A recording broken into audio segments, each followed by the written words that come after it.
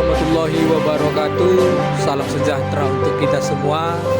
Sebelumnya perkenalkan kami dari kelompok 3 mata kuliah pengembangan pembelajaran PKN SD. Selamat datang di kelompok kami. Selamat menikmati. Halo everyone, seperti pepatah sampaikan, tak kenal maka tak sayang. Maka izinkan saya memperkenalkan diri.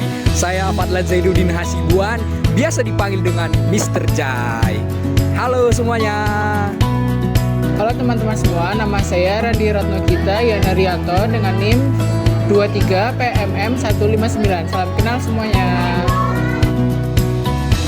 Halo, perkenalkan saya Evi Junita dengan NIM 12124111001.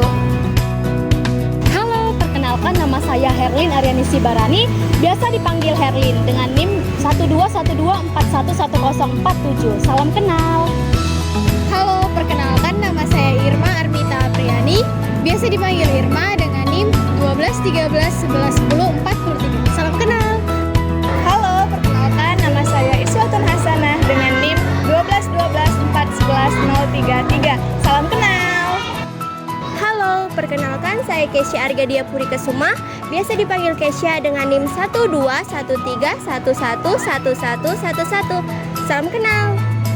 Halo, perkenalkan nama saya Khairiyah Nur, NIM 121311151. Biasa dipanggil Khairiyah.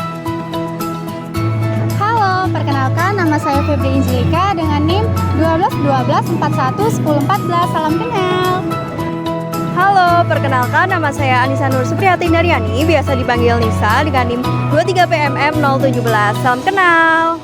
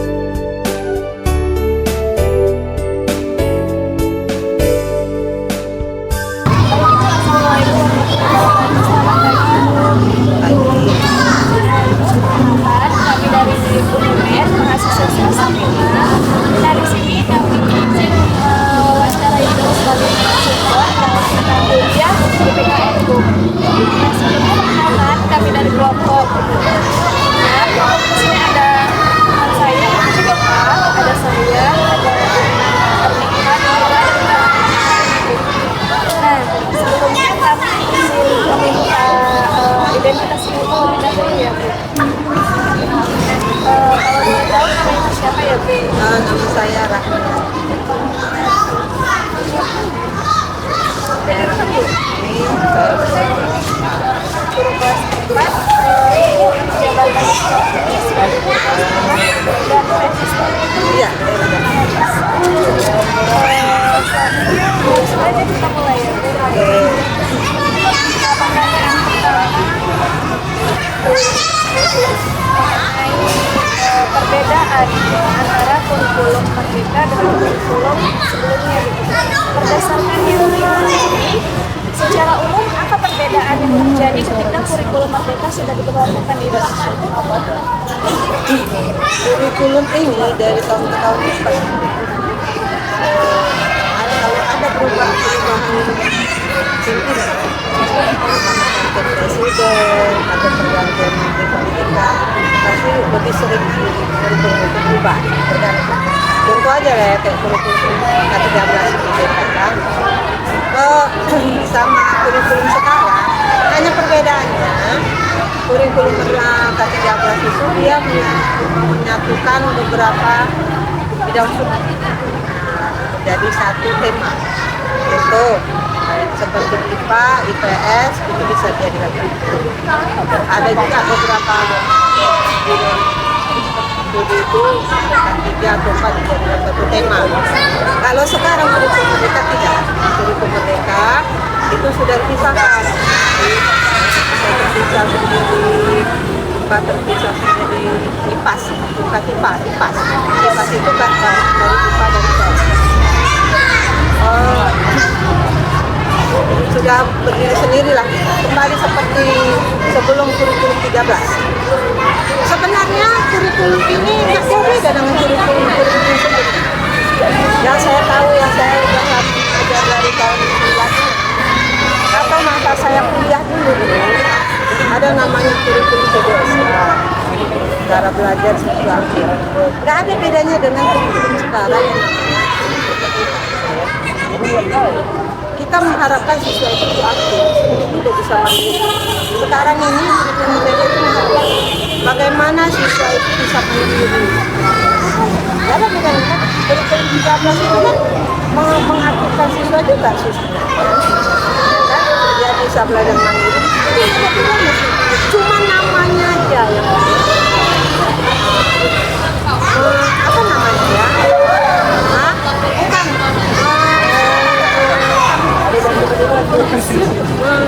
Bukan mengubah aja, ubah namanya. Padahal tujuannya sama kan? Nanti bedanya. Seperti PPKN di saat K13. Padahal sebenarnya PKN sama PPKN itu nggak ada bedanya.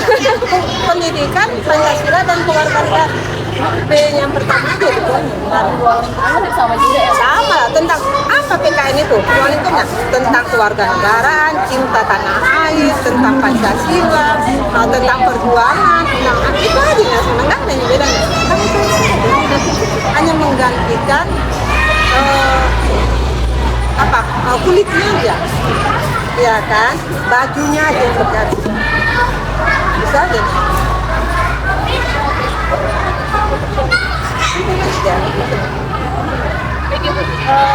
Menurut Bapak Ates, menurut Ibu Guru, apa yang berbeda ketika merancang perangkat pembelajaran kalau di kurikulum Merdeka kan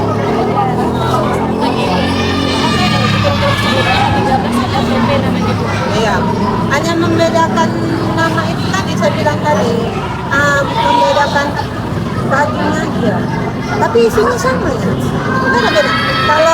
Kalau dulu namanya RPP, terus K1, K2, K3 kan. Kalau sekarang kan nggak ATP, apa lagi namanya? Hanya beda CP, itu aja yang beda. Tujuannya itu kan sama, sasarannya bagaimana siswa itu bisa memahami materi yang diajarkan.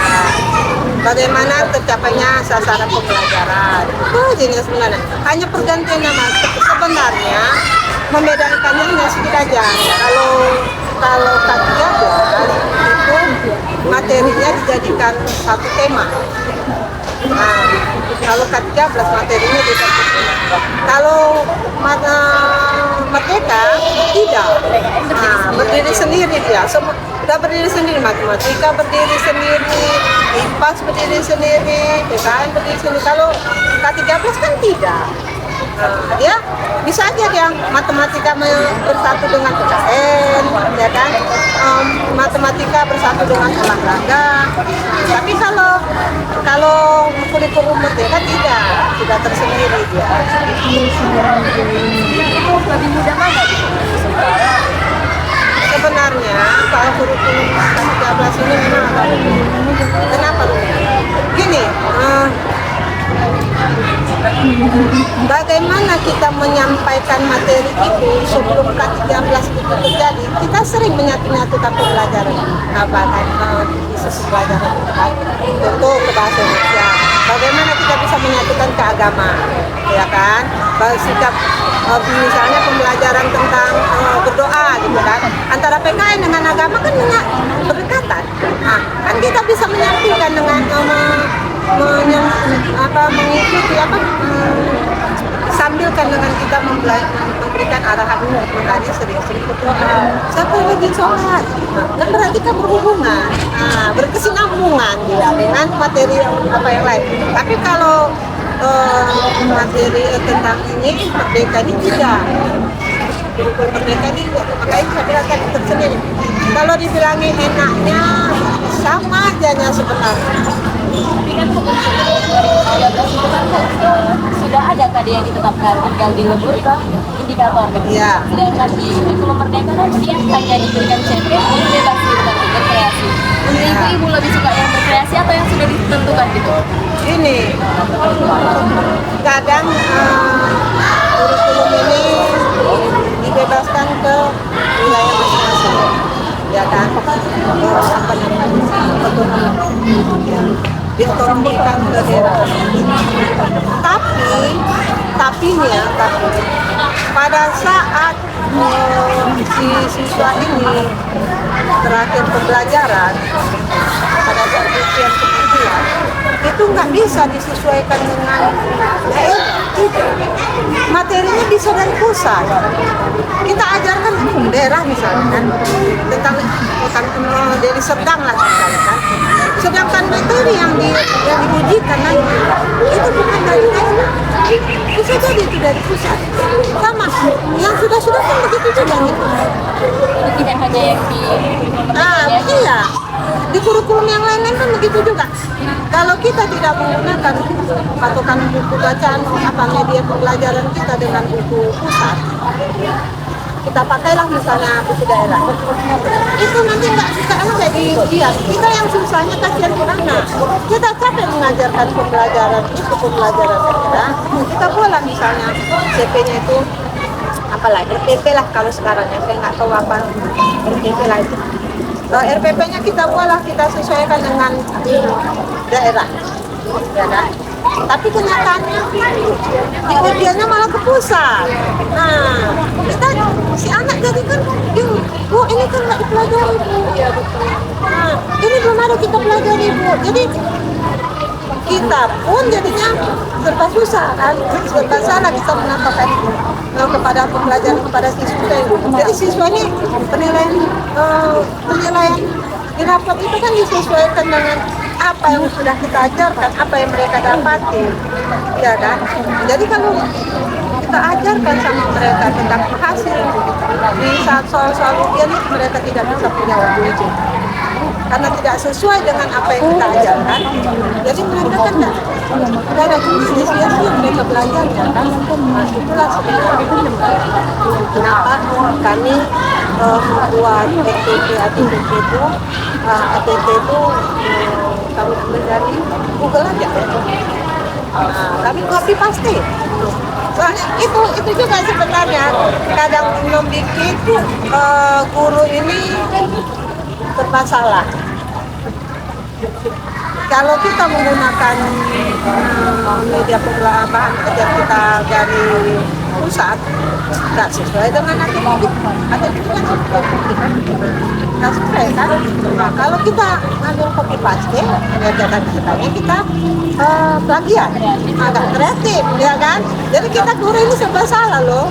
Kenapa saya bilang? Tapi lebih mudah untuk tinggal menyesuaikan yang di 2013 ya Bu, udah ada KD-nya tinggal di ini.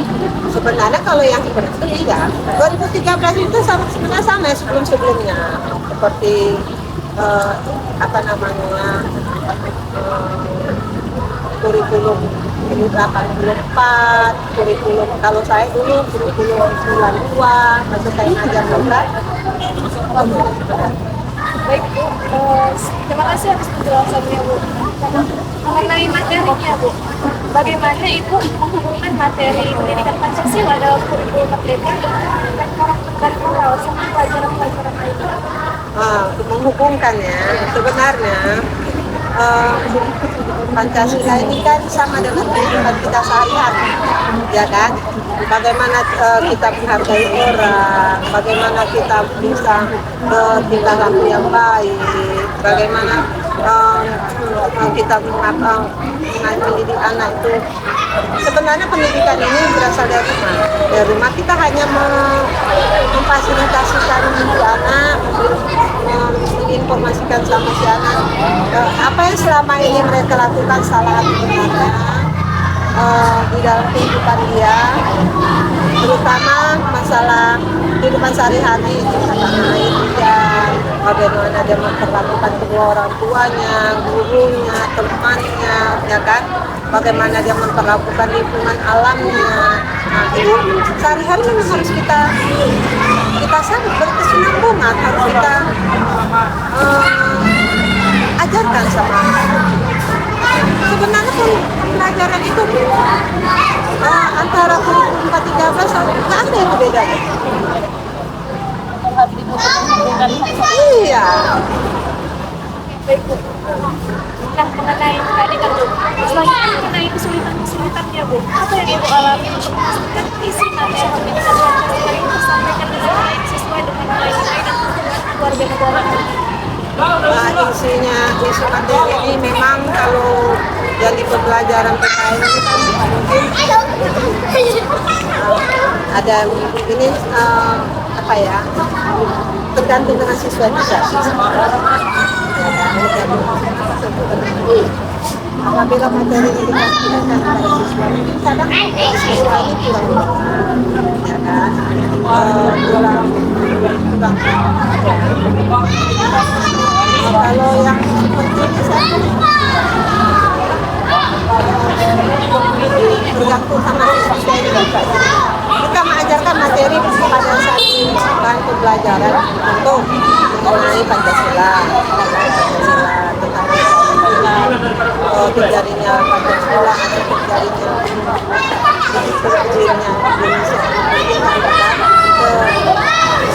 dalam kehidupan mereka sehari-hari. Sebenarnya itu hanya mengapakan cinta tanah air mereka aja di sini. Ya, saya bilang berkesinambungan dengan kehidupan mereka itu hanya sebagai mereka memahami Indonesia ini berdiri karena siapa pendirinya, pengulangan itu aja ya. Tapi kalau dalam dia kita menerapkan supaya dia paham tentang Indonesia tanah air dia, ya apa ya, kita mau mengulangan sama mereka, hargailah jasa pahlawan kita. Kesulitannya itu tadi pada siswanya, pada siswa, iya, nggak mau mulai. Nah, kesulitannya itu sebenarnya sih kalau saya lihat sekarang, ya kan, apa ya, anak ini lebih banyak mungkin sekarang ini dengan ini teknologi seperti HP, ya kan.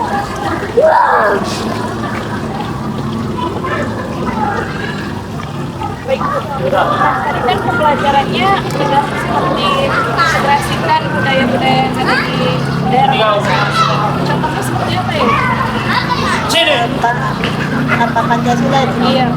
Oh, contohnya kalau kita budaya, misalnya kalau kita anak budaya itu kan banyak ya, budaya itu banyak.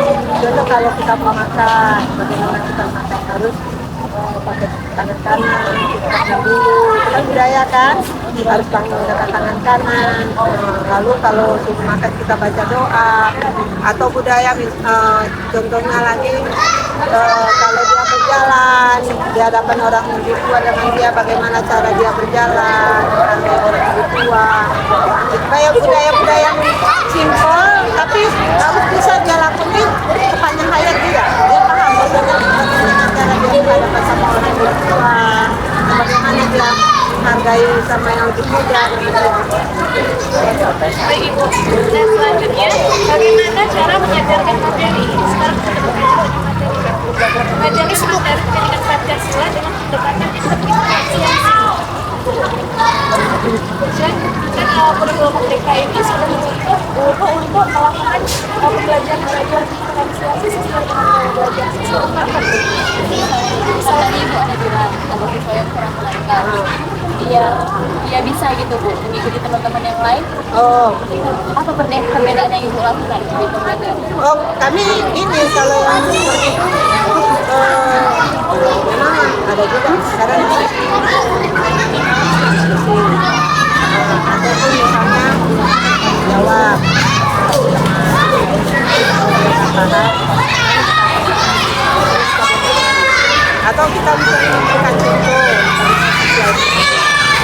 Kalau saya memang pernah sesekali, nggak sering sih. Sekali, nggak sering. Dilihat juga lah memang apanya materinya.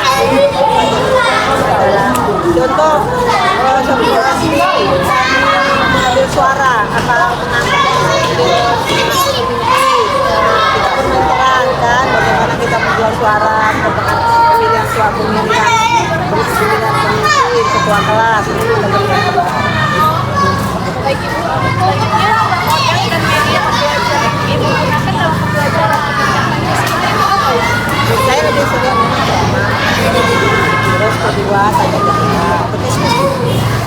Kalau medianya Bu, medianya kalau medianya menurut saya gambar gambar-gambar ya visual ya, visual. Menurut Ibu selama pembelajaran berlangsung, apakah siswa Ibu itu sudah mengikuti pembelajaran mereka?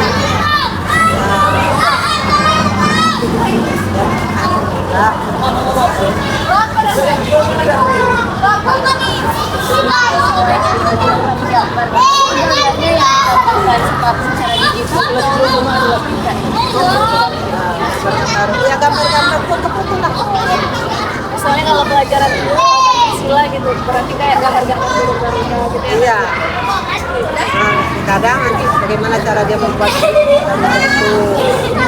buat sendiri ya. Udah termasuk P3 juga itu ya. Profil pelajar Pancasila. Ya memang saya sering kalau ada pembelajaran gambar bagaimana cara bagaimana apanya sayapnya ekornya. Nah selanjutnya dalam evaluasi Bu, bagaimana evaluasi yang dilakukan oleh Ibu dalam pemahaman siswa terhadap paket pembelajaran itu? Mana evaluasi saya masukkan masih Dalam pemberlakuan evaluasinya itu bagaimana Bu? Seminggu sekali atau seminggu sekali? biasanya per materi ya. Kalau evaluasinya itu biasanya itu dalam bentuk bulan berganda, essay, atau Ada bulan berganda, ada isian.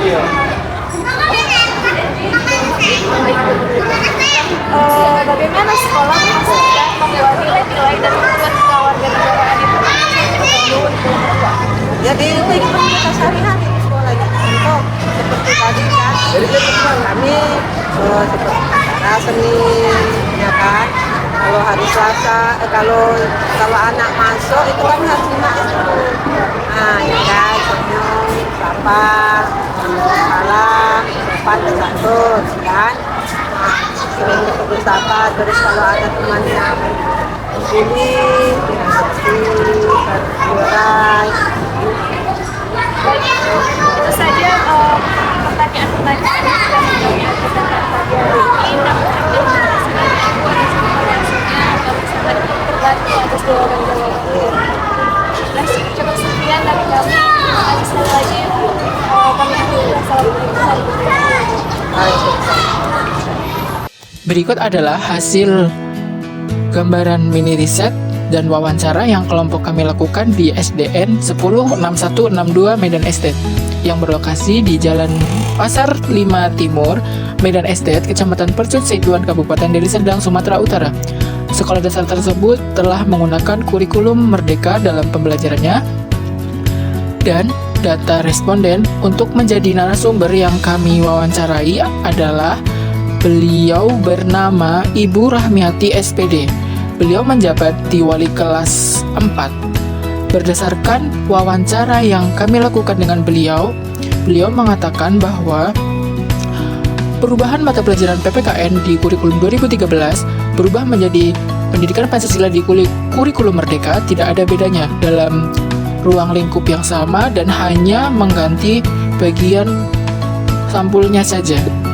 Beliau dalam mengajarkan mata pelajaran pendidikan Pancasila menggunakan modul ajar, buku pendamping yang digunakan beliau adalah 2. Lalu, Lalu beliau mengaitkan dengan kearifan lokal, seperti apabila kita akan makan, maka harus menggunakan tangan kanan. Berdoa sebelum makan, gotong royong, dan dalam pengajaran mata pelajaran Pancasila, beliau menggunakan beberapa cara, yaitu berdiskusi, tanya jawab, bermain peran, yang dapat dicontohkan seperti pengambilan suara untuk mencari ketua kelas. Dalam pembelajaran abad 21, berdasarkan hasil tinjauan di SDN 106162 Medan Estate pada pembelajaran pendidikan Pancasila, telah mengimplementasikan pembelajaran abad 21. Yang terlihat adalah penguatan pendidikan karakter atau PPK pada pembelajaran Pancasila yang meliputi nilai-nilai religius, jujur, toleran, disiplin, cinta tanah air, peduli sosial, dan bertanggung jawab yang tercermin pada pembelajaran, kehidupan, dan kegiatan di lingkungan sekolah seperti upacara bendera, penerapan 5S, senyum, salam, sapa, sopan, santun yang didukung pada penerapan kehidupan sehari-hari, budaya, dan kebiasaan yang sederhana kepada peserta didik. Sekian hasil dari wawancara dan hasil mini riset dari kelompok kami.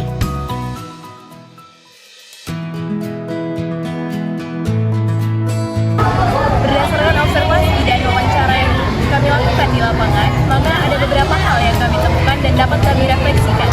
Di antaranya, adanya perubahan dari kurikulum 2013 ke kurikulum Merdeka tidak memberikan dampak yang signifikan dalam pembelajaran pendidikan Pancasila di sekolah dasar.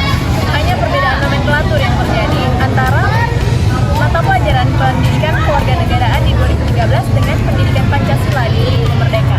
Adapun muatan dan ruangan untuk isinya, berdasarkan wawancara kami temukan bahwa tidak ada perbedaan, masih mencakup Undang-Undang Dasar, Bhinneka Tunggal Ika, Kesatuan Negara Republik Indonesia, dan Pancasila.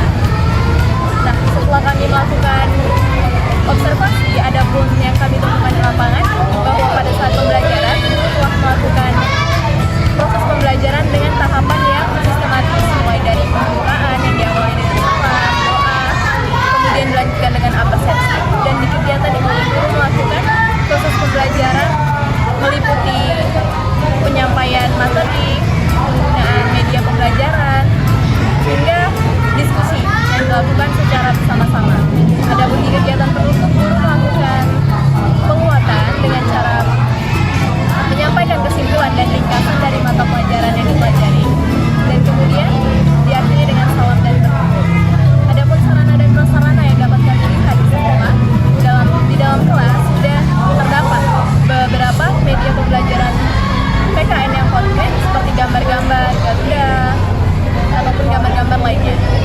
Namun dalam pembelajaran, guru belum memanfaatkan dan mengembangkan media pembelajaran inovatif karena terkendala sarana prasarana untuk mengadakan pembelajaran inovatif menggunakan digital yang belum disediakan oleh sekolah. Namun guru telah menggunakan pembelajaran inovatif dalam pembelajaran pendidikan Pancasila, yakni dengan menggunakan model-model pembelajaran seperti bermain peran, problem based learning, hingga project based learning.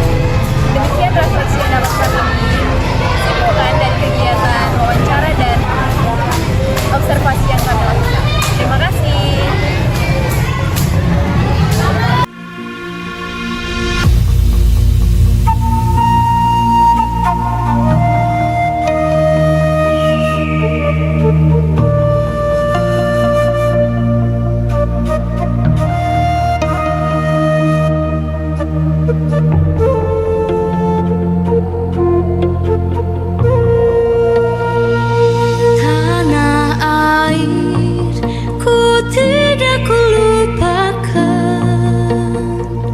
Kan terkadang